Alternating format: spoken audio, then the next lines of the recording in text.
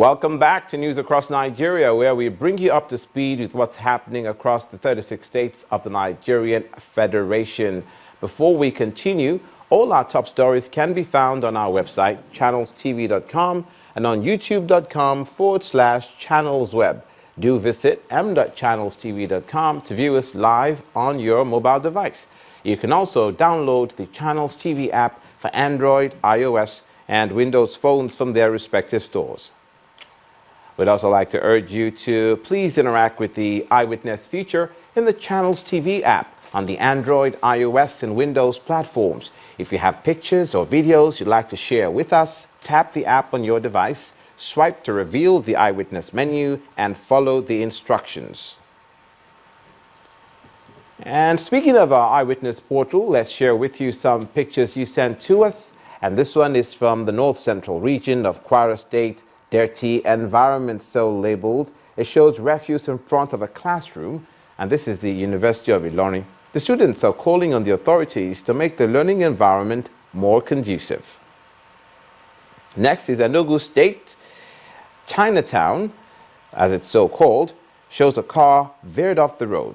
Our eyewitness says it was Providence that saved an army officer, her house help, and 2 babies who escaped death in this accident. He wants road users to be more careful. And this one is from the South in Delta State, showing factory workers and other commuters trying to negotiate a dilapidated bridge. Residents are asking the government to alleviate the suffering of these commuters by fixing the bridge. Thank you for sending these pictures in to us. Please do keep them coming.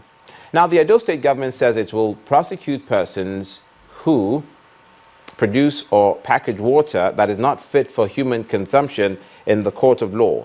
The Edo State Commissioner for Water Resources and Energy, Washington Osifo, disclosed this while inspecting a water packaging factory, and he lamented the poor condition in which he met it. The owners of the factory have escaped from the premises before the commissioner and his team arrived. This is Vom Street in Nwelu Quarters, Benin City, the location of Veolia Table Water Factory. Officials of the Edo State Ministry of Water Resources, acting on a tip-off, decided to inspect the premises. The workers here seem to have left in a hurry, leaving some of their products unfinished. This factory produces sachet and bottled water. Their machines are said to be faulty, prompting the factory to run their production process manually. This is a demonstration of the manual process. Water is scooped from this bowl and corked manually at this point instead of the machines. Now you see as a bottled water. This is the label now. This is the label. They'll put the label from the bottom.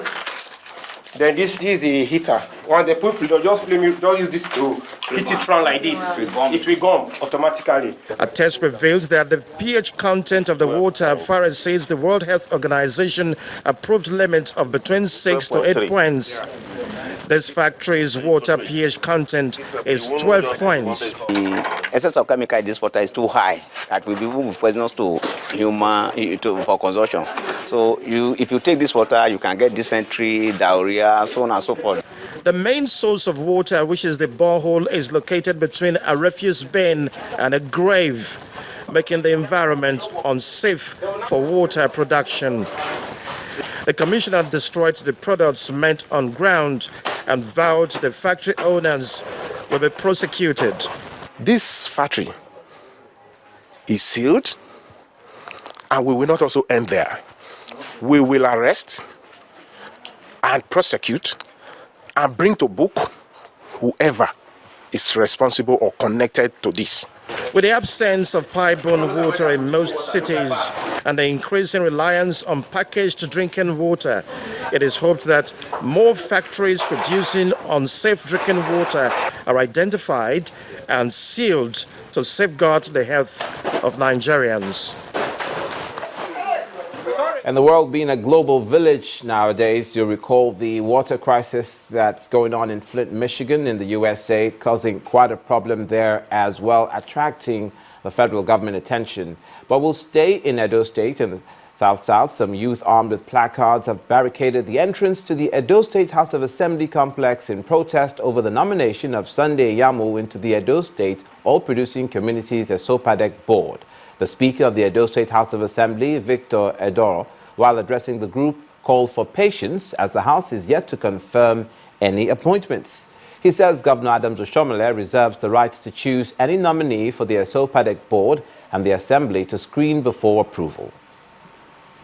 These are youths from Oriamo local government area barring the entrance to the Edo State House of Assembly complex in protest over the nomination of Sunday Yamu into the Edo State Oil and Gas Producing Areas Commission at Sopadec. According to the group's spokesperson, the candidate is not from an oil-producing community. We have a person from oil-producing communities. The communities are, which include Ugu, number 1, Ukpato and Ugboko, Iyoba. They are oil-producing community in Oriamo. So we don't want them to represent us with a person from non-oil-producing community, which is from, that might from Uronigbe, yes. Sunday Ijamu. Yes. We don't want him.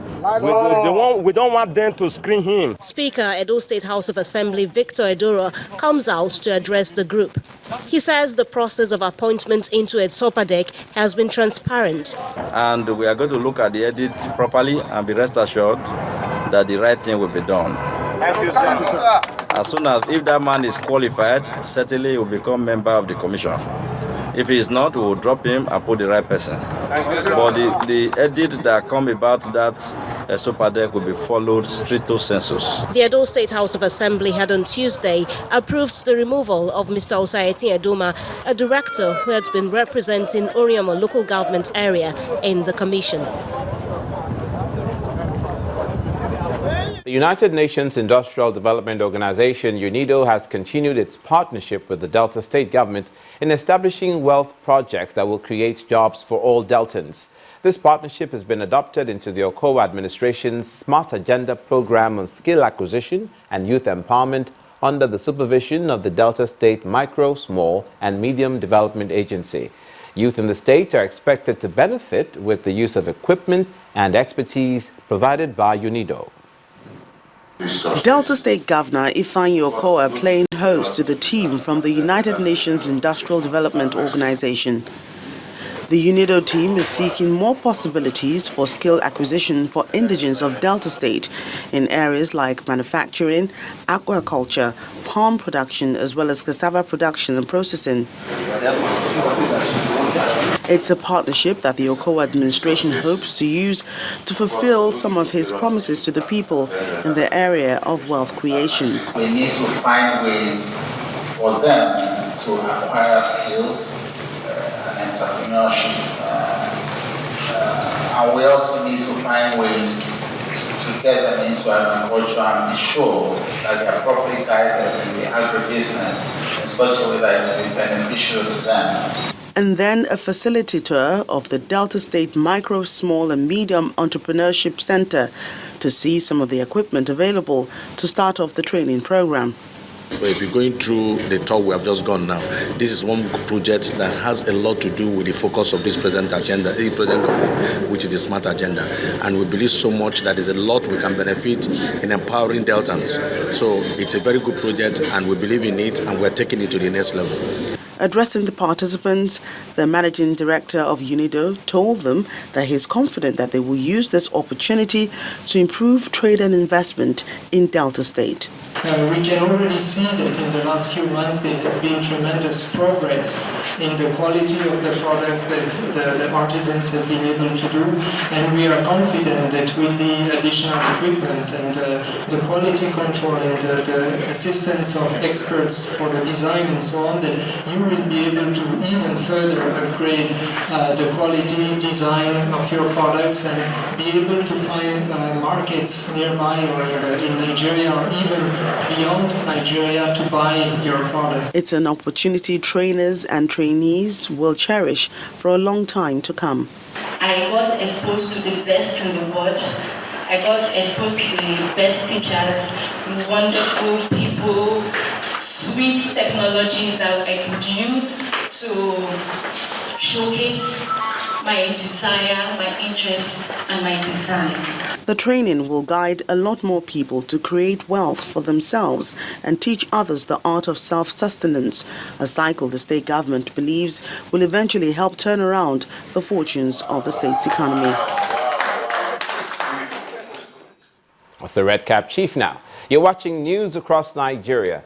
Coming up, the United Nations World Food Programme, the UNFP, partners with the Yobe State government to aid areas affected by insurgency. That's next.